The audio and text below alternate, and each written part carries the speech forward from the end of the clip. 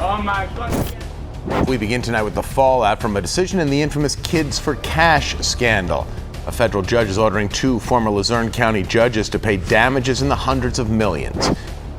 Breaking news today, a judicial nightmare that turned childhoods into cold, hard cash.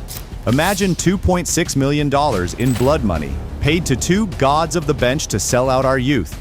We're talking about 4,000 lives destroyed across Luzerne County, sold to private lockups for the price of a MySpace post or a stolen jar of candy. Today, as the legal dust settles in 2026, a staggering $200 million judgment looms over the ghosts of this Kids for Cash conspiracy. This isn't just corruption, it's modern-day slavery. If you believe justice should never be for sale, hit that like button and subscribe to join our fight for the truth. Kid's not here, he's dead! Because of him! He ruined my life! I'd like him to go to hell and rot there forever! Do you remember my son? An all-star wrestler? He's good! He shot himself in the heart! You scumbag! The air in the Luzerne County courtroom didn't smell like justice. It smelled like ozone, cold sweat, and raw, unfiltered fear. Behind the massive mahogany bench sat Judge Mark Ciavarella, a man the local press had long glorified as the Velvet Hammer. To the unsuspecting public, he was a hardline crusader for law and order, a savior of the streets. But to the terrified children standing before him, he was something else entirely. He was the face of a living, breathing nightmare. What no one realized back in 2003 was that every time Ciavarella's heavy gavel struck that wood, it wasn't just a verdict being delivered. It was a cash register ringing in the pockets of a secret criminal syndicate. This wasn't a legal system anymore. It had been meticulously converted into a clandestine assembly line for human souls. Ciavarella didn't just preside over cases, he hunted. He pioneered a zero-tolerance policy that sounded noble in political speeches, but functioned as a lethal dragnet for the innocent. We are talking about 12 and 14-year-old kids being dragged into court for crimes that wouldn't even warrant a principal's office visit in any other county in America. Picture a 14-year-old girl, her hands trembling, accused of creating a parody profile of her assistant principal on MySpace. In any rational world, that's a school prank. In Ciavarella's world, it was a felony-level ticket to a prison cell. He saw a boy who walked into an abandoned building on a dare, or a child who swiped a handful of candy, and he didn't see a kid who needed a lecture. He saw a unit of production. He saw a paperhead quota that had to be met to keep his multi-million-dollar kickback scheme breathing. The sheer mechanical efficiency of this so-called justice was nothing short of terrifying. The average hearing in Ciavarella's courtroom lasted less than 180 seconds. Think about that for a second. In the time it takes you to brew a single cup of coffee, a child's entire future was being incinerated. He operated with a cold, robotic precision that bypassed the very foundation of the American legal system. In a blatant, disgusting violation of the U.S. Constitution, he pressured terrified working-class families to waive their right to a lawyer. He'd look a mother in the eye and say, "You don't need a lawyer if you're honest," spinning a web of lies while he prepared to strike. There was no defense, there was no testimony, there was no cross-examination, and there was absolutely no mercy. Before the parents could even process the word guilty, the air would be pierced by the sickening rhythmic sound of ratcheting metal. Children were shackled at the wrists, waists, and ankles, treated like high-risk terrorists, and hauled out through a back door while their mothers' screams echoed fruitlessly against the marble walls of the gallery. But while Ciavarella was the enforcer on the bench, the architect of doom was working in the shadows. Judge Michael Conahan, the president judge with the power to control the county's purse strings, was the one who cleared the path for the slaughter. Conahan systematically shut down the county-run juvenile center, declaring it unfit for use, only to pave the way for a shiny, new private facility called PA Child Care. It was a masterclass in white-collar evil. Conahan signed the contracts, ensuring that tens of millions of taxpayer dollars flowed directly into these private prisons. In exchange, the owners of those facilities funneled $2.6 million back to the judges through a labyrinth of shell companies. fake finder's fees, and luxury Florida condos. The blood trail is undeniable. $2.6 million in exchange for the liberty of 4,000 children. While Ciavarella was sipping expensive wine and enjoying his yachts in Florida, the kids he processed were being strip-searched, bullied, and traumatized in concrete boxes. These children weren't being rehabilitated. They were being warehoused for profit. The Velvet Hammer wasn't crushing crime. It was crushing the hearts of an entire generation. This wasn't a lapse in judgment. It was a predatory business model, fueled by the tears of families who believed the man in the black robe was a protector, only to realize they had been fed into a meat grinder designed by the very gods of the bench they were told to trust. For years, Ciavarella and Conahan operated as if they were untouchable, two emperors ruling over a fiefdom of fear in Pennsylvania. They thought they had buried the bodies deep enough, hidden the money well enough, and silenced the victims long enough. But in 2007, the first cracks began to appear in their gilded armor. It started as a whisper, a series of complaints to the Judicial Conduct Board that were initially and suspiciously brushed under the rug. But you can only hold back a flood of tears for so long before the dam bursts. The Federal Bureau of Investigation, the FBI, began sniffing around the edges of Luzerne County's finances. And what they found wasn't just a budget discrepancy. It was a stench of corruption so foul it reached all the way to Washington, D.C. The feds didn't just walk into the courthouse with handcuffs. They played a lethal game of chess. They started following the money, tracing the jagged, ugly path of $2.6 million from the bank accounts of private prison developers into the pocketbooks of the men in black robes. The architecture of doom began to crumble when the FBI started squeezing the men who built the cages. Robert Powell, the co-owner of the private facilities, realized the ship was sinking. Facing the crushing weight of federal prison, he did the unthinkable. He flipped. He began to sing, laying out every clandestine meeting, every secret wire transfer, and every luxury yacht trip funded by the misery of incarcerated children.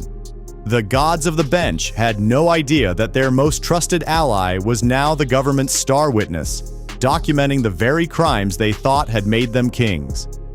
By the time the sun rose on a cold January morning in 2009, the nightmare was over for the children, but it was just beginning for the judges. In a move that sent shockwaves through the American legal system, federal prosecutors charged Ciavarella and Conahan with a staggering array of crimes, including racketeering, money laundering, and tax evasion. The world watched in stunned silence as the men who had shackled thousands of children were finally forced to face the cold steel of handcuffs themselves. The news cameras captured a sight that many in Luzerne County thought they would never see.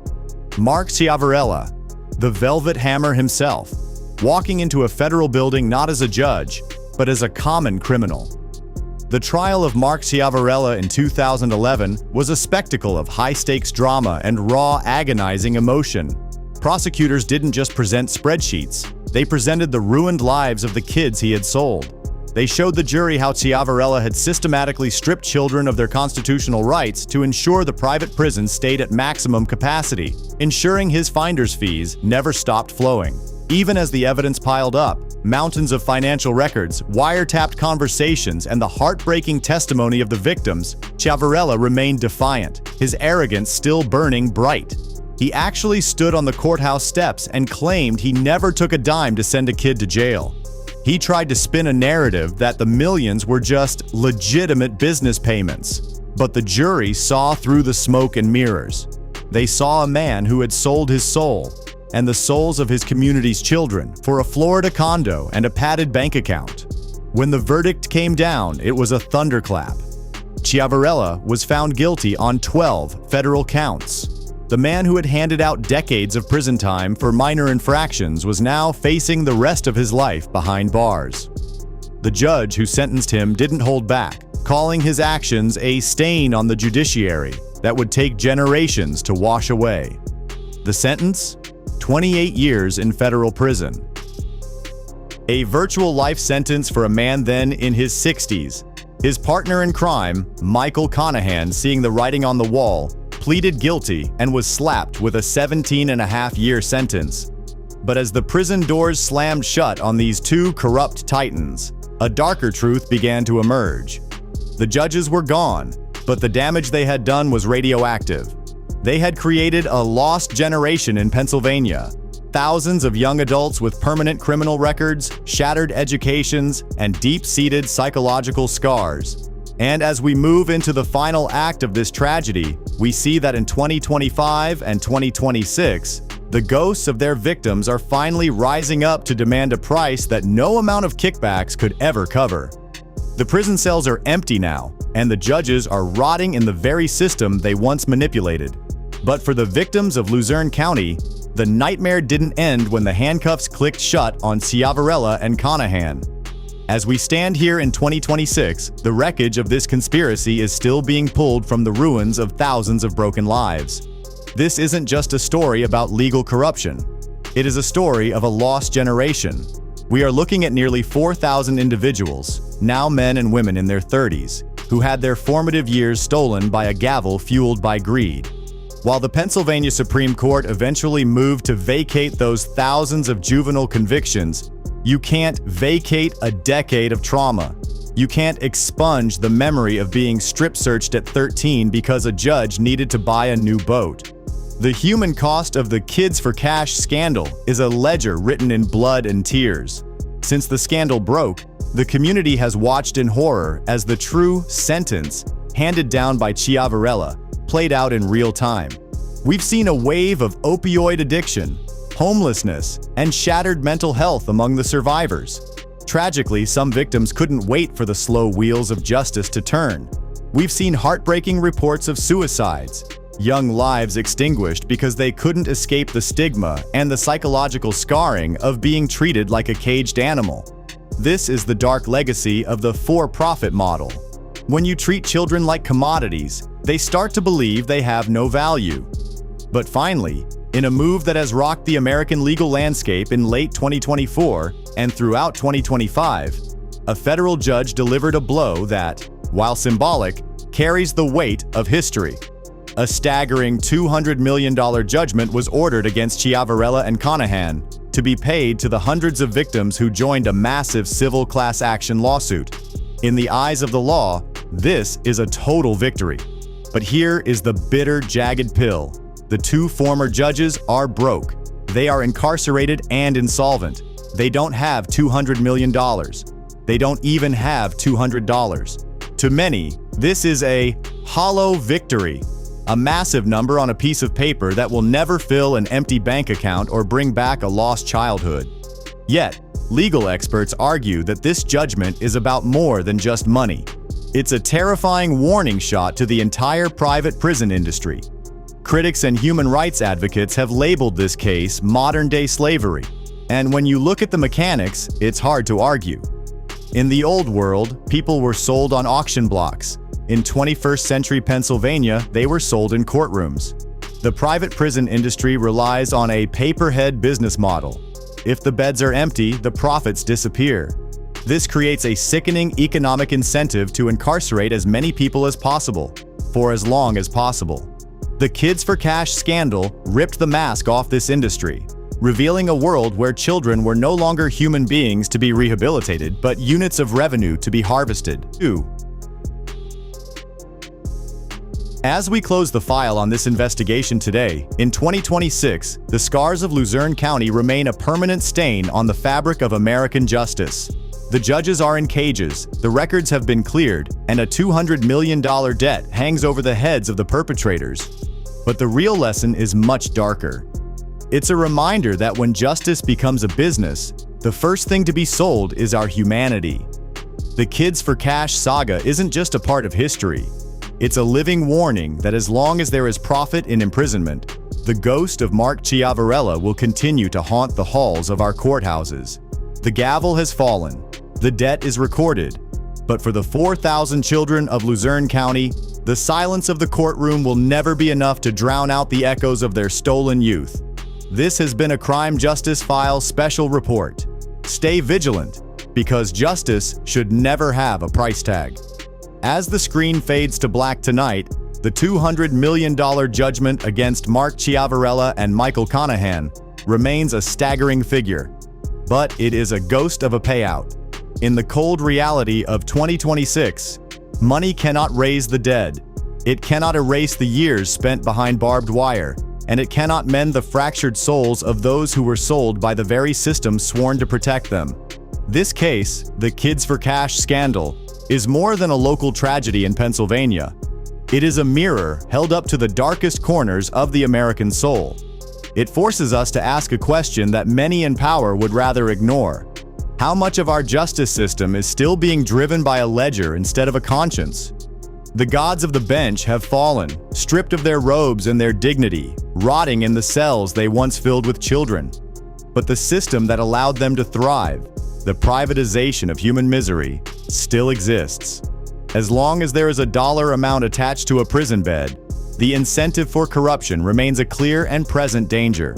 We tell this story not just to recount the crimes of the past, but to ensure that the lost generation of Luzerne County is the last of its kind.